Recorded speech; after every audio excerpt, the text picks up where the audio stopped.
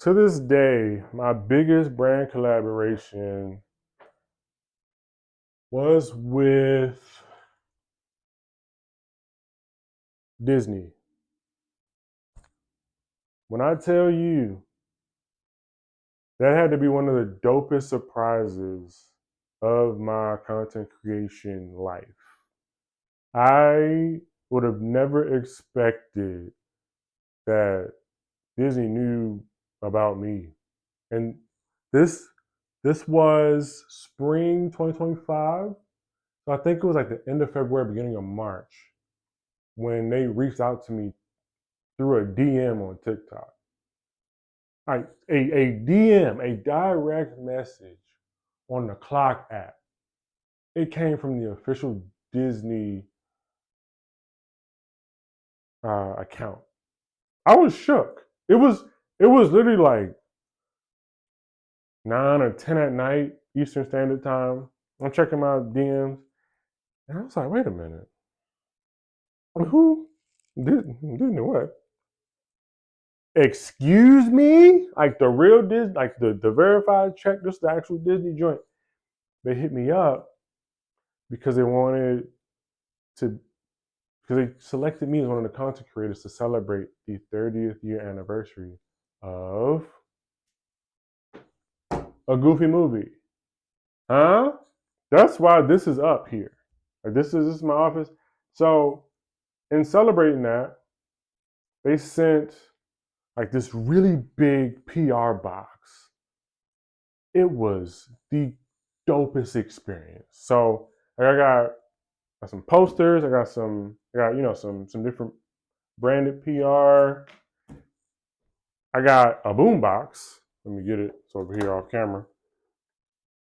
The dopest boom box in the world. It is fully functional. Everything from Bluetooth to radio, FM, AM to cassette tape. My goodness. It's corded and battery operated, so you can take it on the go. It is this, and then they also gave me this. Where is it? They gave me a jacket. Let me get this out of the closet. One moment. Now, unfortunately, I can't fit the jacket, but who cares? My wife can fit it. Look at this Powerline jacket. Got the little joint. Max Goof, and then they got look at the joint. Look at the joint. Look at the lining. 30 years, right? I have no idea. Oh yeah, and then they also have what is it? They got me this. It's a Jenga set, the Leaning Tower of Cheesa. It like it's goofy themed Jenga. Let me pull this up so that the joint don't all fall out. Hello, look at that tumbling tower game. Yeah. But yo, all this came out of nowhere. I didn't apply to anything. I didn't know anybody. I didn't have any direct contact to anybody in a Disney office somewhere over there in California. They just hit me up in the DMs and said, "Hey, we would like for you to be one of the content creators, or you've been selected as one content creator to be a part of this celebration." And what a celebration it was. I made a whole video about it, posted on Instagram and TikTok. I should I'll be able to link it in the description where you can see. But my goodness, all of it came because of drumroll please consistency. just showing up, consistently showing up on social media. That is literally my only. Oh, not only. That is one of the core reasons why. Because I consistently showed up in a brand safe way, and I was operating in my lane of millennial nostalgia at peak capacity in a way that they said, "Hey, this content creator, yeah, we good with him." And this is with about excuse me, I think I had over 100,000 followers at that time on TikTok, and then I think at that time maybe like 16K, 14 to 16K on Instagram, something like that. Had like 300 on YouTube Shorts or something like that. No, I probably had over 1,000 on YouTube Shorts. But the thing is, the follower count that don't matter. After a certain point, the follower count, I don't think that was the kicker. Like they didn't reach out to me because I had over 100,000 on TikTok. They reached out to me because I'm in a very specific niche that aligns directly with what they were trying to push, and they knew that my audience with the millennial uh, within the millennial age bracket, anything that I post about millennial nostalgia tends to get high engagement, which means the people who rock with me probably rock with a goofy movie because I surely rock with a goofy movie. Yeah, I've made goofy movie references well before Disney even thought about sending me a DM. So everything was in alignment. Huh? Everything was in alignment. So when Disney reaches out, they send me just a simple contact information form, give me my address, giving for me to give them my address, shipping address, so they can ship everything they need to give to me.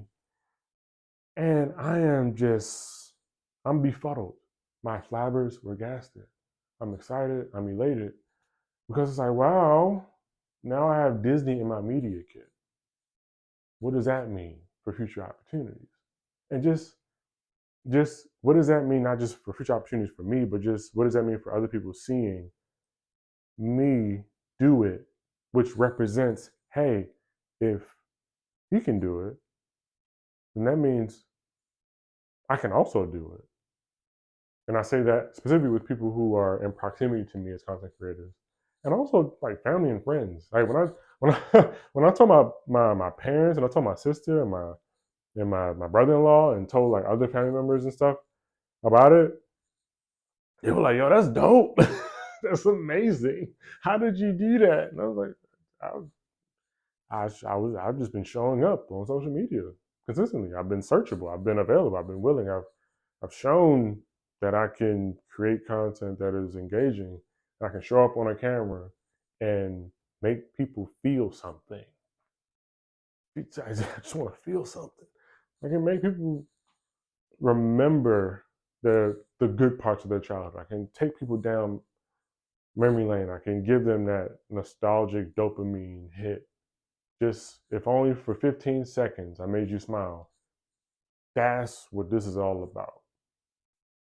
And apparently Disney took note. So I don't know who else gonna take note, but y'all keep taking notes. Y'all keep taking notes and sliding them my way. Because I like those notes very much. Yes, I do. And in building up got another thing that they gave me. Take this clock down. Let me get this for y'all so y'all can see what time it is. They gave me a clock. They also gave me some other stuff, but I can't remember, or I just don't know where it is. Oh, they gave me some cheese whiz. Because, cheese. They gave me some cheese whiz.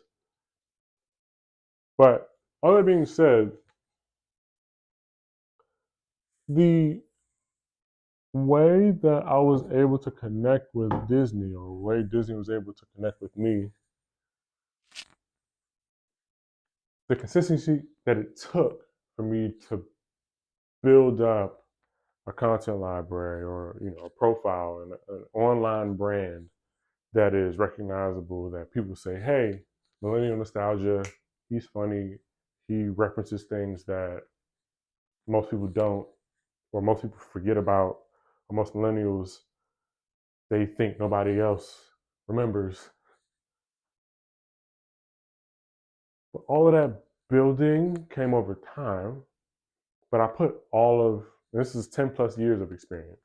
So I put all 10 years of that into a content creator toolkit that I created for other people so that they can do what I have been doing for the past 10 plus years. But it streamlines and it systematizes and it creates structure where it seems like structure doesn't exist. Like a lot of the stuff that I be doing on social media is not by accident. A lot of it is deliberate experimentation, but it comes from a structured foundation. But that foundation, I built that over time. In the very beginning, it all started with experimentation on Vine.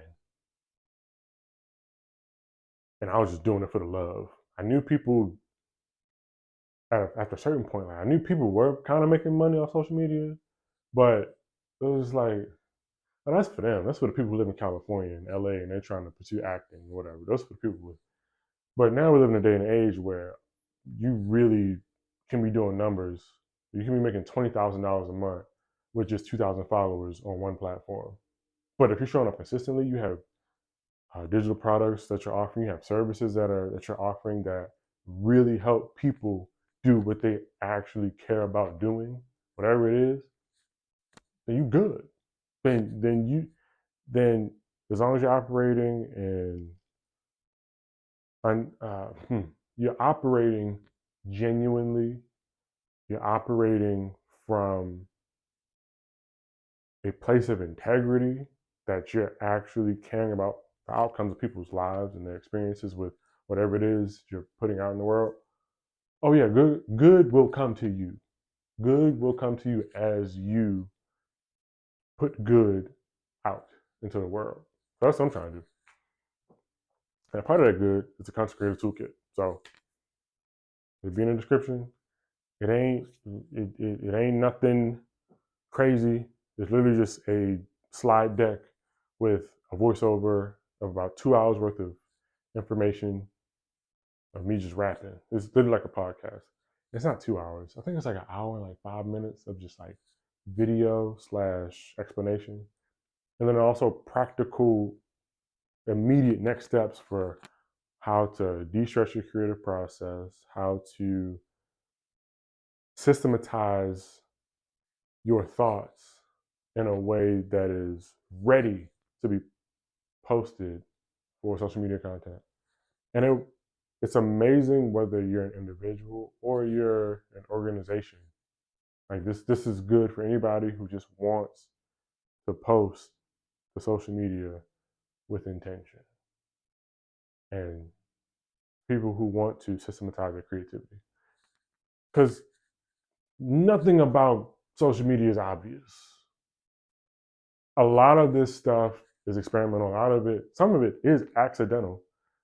And a lot of it is really difficult to explain. And people try to put the algorithm in this one little box and say, well, this is how it works, or this is how it works. And if you post, at 7 p.m., then you like, bro, we a lot of people out here just guessing.